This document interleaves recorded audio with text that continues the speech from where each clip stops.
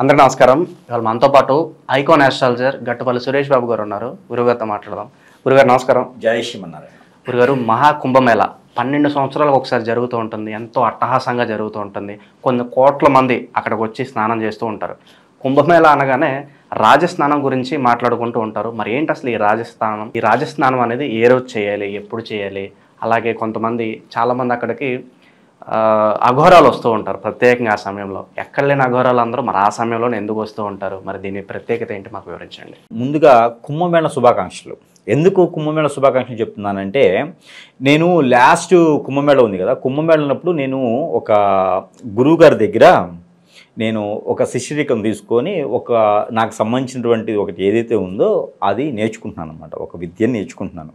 అంటే లాస్ట్ పోయినటువంటి కుంభమేళాకి నేర్చుకుంటున్నాను. అయితే 12 సంవత్సరాలు అయిపోయింది అనమాట. అందుకని శుభాకాంక్షలు చెప్తా ఉన్నాను. ఆ గురువుగారు కూడా ఇప్పుడు లేడు, విద్య మాత్రం ఉంది. ఆ గురువుగారి దగ్గర నేర్చుకున్న విద్య అలా ఉండిపోయిందిలే, కానీ గురువుగారు లేరు. అయితే ఈ కుంభమేళ ఎందుకు నా గురించి ఇలా విద్య చెప్పాను అంటే, పోయినసారి కుంభమేళలో మా గురువుగారు వెళ్ళారనమాట స్నానం చేయడానికి.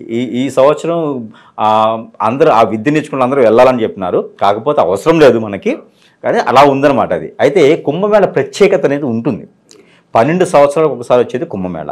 అయితే 12 సంవత్సరాలకు ఒకసారి వచ్చేది పుష్కరం. అయితే ప్రతి సంవత్సరం ఒక నదిలో వస్తుంది పుష్కరం. గురువు మారినప్పుడల్లా, గురుస్థానం మారినప్పుడల్లా 18 మాసాలు, 16 మాసాల నుంచి 18 మాసాలకు ఒకసారి గురువు మారుతాడు. ఈ గురువు మారినప్పుడు అక్కడ గురు శోభకి గురించేసి ఆ గురువు నుంచి వచ్చేదే పుష్కరం. ఇది నదిలో వస్తుంది.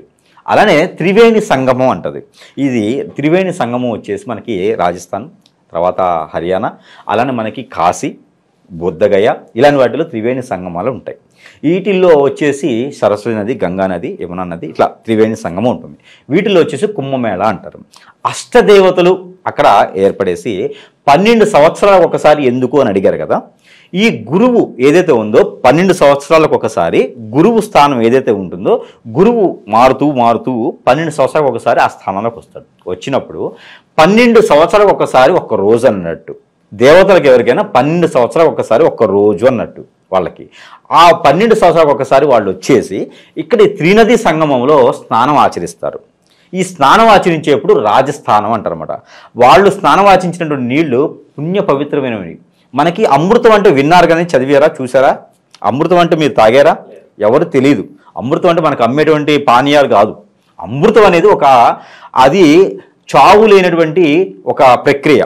అది మనకి భూగోళంలో భూమి మీద దొరకదనమాట. అలానే ఈ త్రివేణి సంగమంలో ఈ అమృతం అనేది లభిస్తుందని అందరి ఒక నమ్మకం.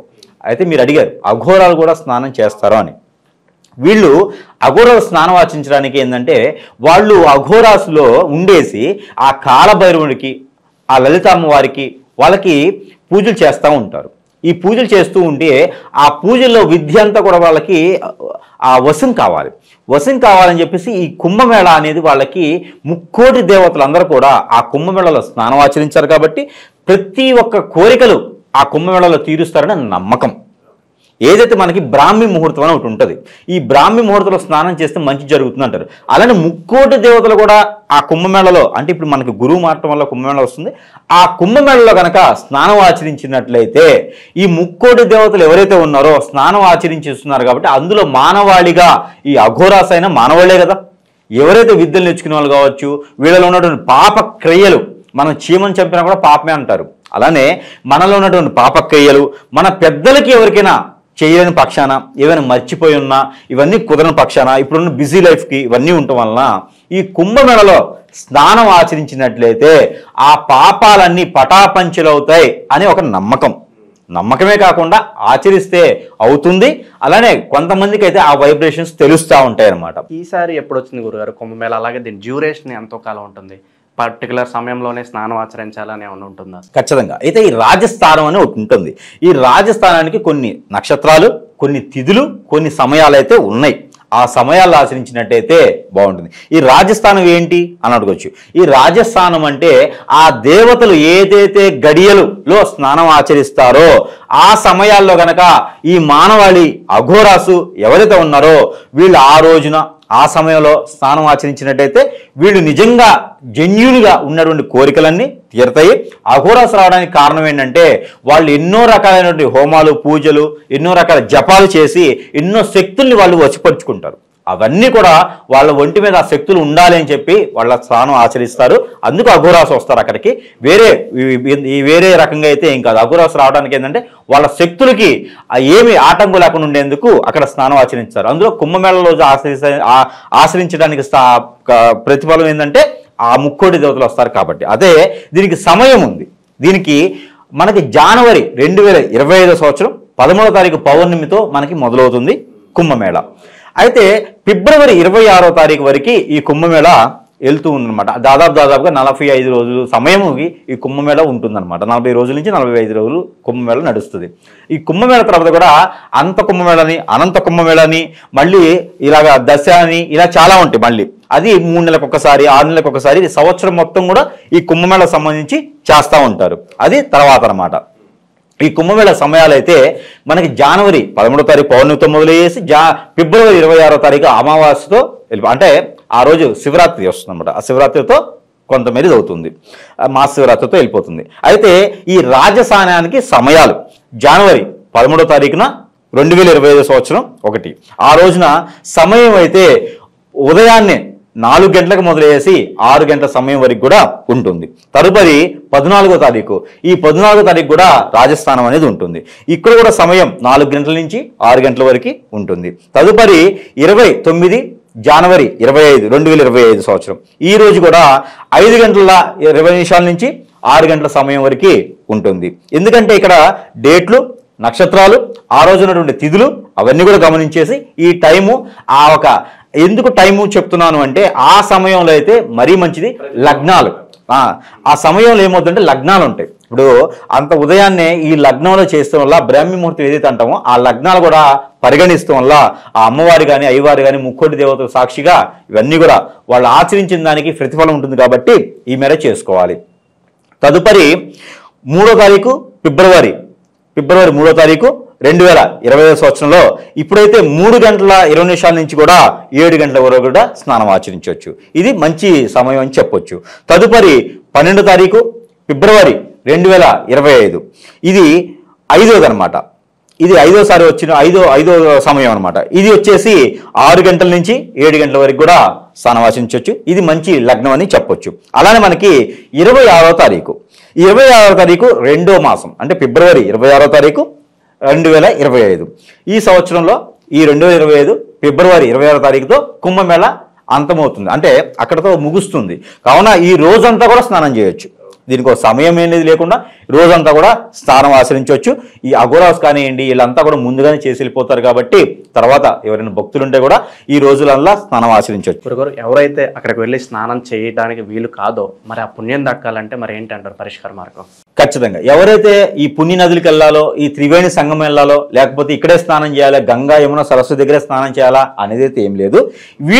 వీళ్ళకి దగ్గరలో ఉన్నటువంటి నదీ తీరానికి వెళ్ళేసి స్నానం ఆచరించవచ్చు.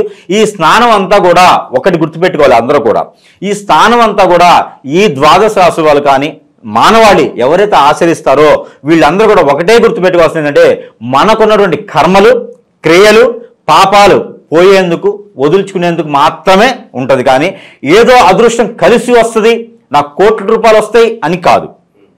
ఏదైతే వీళ్ళకు ఉన్నటువంటి ఆ ఒక చెడు భావన పోయింది అంటే ఆటోమేటిక్గా కలిసి వస్తుంది. మనలో ఉన్నటువంటి జబ్బు తగ్గిపోతే మనం ఆరోగ్యంగా ఉంటాం. అంటే పూర్వీకుల దోషాలు, శాపాలు, శత్రు నాశనాలు ఇలాంటివి ఏమైనా ఉంటే, రాజకీయ పరంగా ఎవరైనా ఇబ్బంది పడుతుంటే, ఆర్థిక స్థితిగతుల్లో ఎవరైనా ఉంటే, ఉన్న స్థాయికి గ్రహాల రీత్యా ఉన్నటువంటి ప్రాబ్లమ్స్కి, దోషాలకి, పెళ్లిళ్ళు కానిటువంటి వాళ్ళు ఇలాంటి వాళ్ళు ఏమైనా ఉంటే చేయవచ్చు. ఖచ్చితంగా కాశీకి వెళ్ళాలని అయితే ఏమి లేదు. దగ్గరలో ఉన్న నదిలో కూడా స్నానం ఆచరించవచ్చు. నీరు ఎక్కడైనా ఉంటే శంఖంలో పోస్తే తీర్థం, అలానే నదిలో ఉంటే నది, సముద్రంలో ఉంటే సముద్రం కాబట్టి ఎక్కడైనా స్నానం ఆచరించవచ్చు. కాశీ వరకు అయితే ఎయిర్ ఫ్లైట్లు పెట్టుకుని వెళ్ళాలి, ఆ ఫ్లైట్స్లో వెళ్ళాలని అయితే ఏమీ లేదు. ఎక్కడైనా ఆచరించండి, అదే ప్రతిఫలం ఉంటుంది, అవే దోషాలు తొలగిపోతాయి, అదే ప్రతిఫలం అందరికి ఉంటుంది. కాబట్టి ఈ మేర స్నానం ఆచరిస్తే అందరూ కూడా కుంభమేళ మళ్ళీ 12 సంవత్సరాలకు వచ్చింది కాబట్టి ఖచ్చితంగా ప్రతి ఒక్క మానవాళి కూడా రాష్ట్రాలతో, భాషలతో, ప్రాంతాలతో సంబంధం లేదు, కుల మతాలతో భేదం లేదు, ఎవరైనా సరే ఆచరించవచ్చు. దీనికి ప్రతిఫలం అనేది ప్రతి ఒక్కరు పొందేసి, ఎలాంటి గ్రహ దోషాలున్నా కూడా, ఎలాంటి పూర్వీకుల శాపాలున్నా, ఎలాంటి పూర్వీకుల దోషాలున్నా, నాగసర్ప దోషం, కాలసర్ప దోషం, నరఘోష, నరదిష్టి ఎలాంటివి ఉన్నా కూడా తొలగిపోయేదానికి ఉంటుంది. కాబట్టి ఈ మేర ప్రయత్నం చేసుకుంటే మరీ మంచిది. ఈ కుంభమేళలో ఒకటి ఉంటుంది, ఎక్కడైనా నది స్నానం కానీ సముద్ర స్నానం కానీ కాశీ వరకు వెళ్ళేటువంటి తీరి లేకపోయినా ఎక్కడ చేసినా కూడా ఆ నదిలో కనిపించేటువంటి గవ్వలు కానివ్వండి, ఆ నదీ తీరాన కనిపించి అమ్ముతుంటారు, గవ్వలోనే అమ్ముతుంటారు. అలాంటి గవ్వలు కనుక తీసుకొచ్చేసి ఇంట్లో పెట్టుకుంటే ఆ లక్ష్మీ అమ్మవారు కుబేరునితో పాటు వచ్చేసి మన ఇంట్లో ఉన్నట్టుగా ఆచరిస్తారు. ఇది ప్రత్యేకించి అందరూ కూడా గుర్తుపెట్టుకోవాల్సిన విషయము. ఈ కుంభమేళలో కనుక మీకు ఎక్కడైనా గవ్వలు కనుక కనిపిస్తే దొంగతనం చేయకుండా నదిలో అయితే చేతు తీసుకోవచ్చు, సముద్రంలో అయితే చేతు తీసుకోవచ్చు. అదే కనుక పక్కన ఎక్కడైనా కొనుక్కొని కనుక తీసుకొచ్చి ఇంట్లో పూజ గదిలో పెట్టుకున్నా, ఆ దేవుని మందిరంలో పెట్టుకుని పూజ చేసుకుంటే కూడా ఖచ్చితంగా మీ ఇంట్లో అష్టైశ్వర్య కలుగుతుంది. కాబట్టి ఈ మేర ప్రయత్నం కూడా చేయండి. ప్రతి ఒక్కరు ఇంట్లో ఎవరు స్నానానికి వెళ్ళినా కూడా గవ్వలు తీసుకురావడం మర్చిపోవద్దు. మినిమం చిన్న అయితే 5 గవ్వలు, పెద్ద అయితే 2 గవ్వలు మినిమం తీసుకొచ్చుకోవాలి. అలానే శంఖాపుత అమృతం అని ఒక గవ్వ ఉంటుంది, శంఖం ఉంటుందన్నమాట, దక్షిణామూర్తి శంఖం అని ఉంటుంది. ఈ దక్షిణామూర్తి శంఖం కూడా ఈ 12 సంవత్సరాలకు ఒకసారి వచ్చేటువంటివి ఈ యొక్క పుష్కరాల్లో కావచ్చు. అలానే కుంభమేళలో, మహాకుంభమేళ అంటారు దీన్ని. ఈ మహాకుంభమేళలో కనుక ఈ మనం అనుకున్నటువంటి ఏదైతే శంఖం ఉందో ఇలాంటి శంఖాలు కూడా తీసుకొచ్చుకొని ఇంట్లో పెట్టుకోవడం ద్వారా వాళ్ళ ఇంట్లో ఏదైనా రుమ్మతులున్నా, ఆరోగ్య సమస్యలున్నా, ఇంటికి దోషాలున్నా, అరిష్టం ఉన్నా కూడా తొలగిపోతే, ఏదైనా మీరు సంవత్సరం లోపు ఉన్నారు, అరిష్టం ఉంది, తెచ్చుకోవచ్చా లేదా అని డౌట్ రావచ్చు. అలాంటి ఏముండదు. ఈ కుంభమేళలో ఎలాంటి వారు కూడా గవ్వలు తెచ్చుకోవచ్చు, శంఖాలు తెచ్చుకోవచ్చు. ఆ దక్షిణామృత శంఖం అయితే మరీ మంచిది. ఎంచైనా ఇచ్చేసి ఆ దక్షిణామృత శంఖం ఇంట్లో ఉంచుకోవచ్చు. ప్రతిరోజు కూడా దానిలో ఉన్నటువంటి నీటిని తాగినట్లయితే అందరూ కూడా అష్టైశ్వర్య ప్రాప్తి కలుగుతుంది. నరదిష్టి, నరఘోష అన్ని రకాల దోషాలకి మోచనం కలుగుతోంది. అలానే ఆరోగ్య సమస్యలు కూడా తొలగిపోతాయి. కాబట్టి ఈ కుంభమేళని 12 సంవత్సరాలకు ఒకసారి వస్తుంది కాబట్టి ఖచ్చితంగా ఆచరించండి. నదీ తీరానికి వెళ్ళి స్నానం ఆచరిస్తే మరీ మంచిది. అలానే త్రినది సంగమానికి వెళ్ళినటువంటి వాళ్ళు ఇబ్బంది బాధపడొద్దు. దగ్గరలో ఉన్నటువంటి కాలువలు, నదులు, కోనేరులు ఎక్కడైనా స్నానం ఆచరించేసి ఆ స్వామివారికి నమస్కారం చేసుకున్నట్లయితే సరిపోతుంది. ముక్కోటి దేవతలు ఎవరికైనా నమస్కారం చేసుకోవచ్చు. మీ ఇంటి కులదైవానికి నమస్కారం చేసుకోవచ్చు. ఏవైనా వదిలేసుకోవాలనుకుంటే అవి కూడా వదిలేసుకోవచ్చు, ఇబ్బంది ఏముండదు. వదిలేసుకోవచ్చు అంటే రిలేషన్షిప్ కాదు. అలానే ఏదైనా తినేటువంటి ఆహారం కాశీలో వదిలేస్తాను అంటారు, ఆ ఆహారం ఇంక తినరు, దానివల్ల వీళ్ళకి మంచి జరుగుతుంది అనమాట. అలాంటి ఏమైనా ఉంటే కూడా ఈ కుంభమేళలో వదిలేస్తే మరీ మంచిది. దగ్గరలో ఉన్నటువంటి వాటిని స్నానం ఆచరించేసి అందరూ కూడా పుణ్యతులు అవ్వాలని, రానున్నటువంటి సంవత్సరాల్లో అందరూ కూడా బాగా బతకాలనుకుంటున్నాను. ఈ కుంభమేళని జయప్రదం చేయాలని నేను కోరుకుంటా ఉన్నాను. జై శ్రీమన్నారాయణ.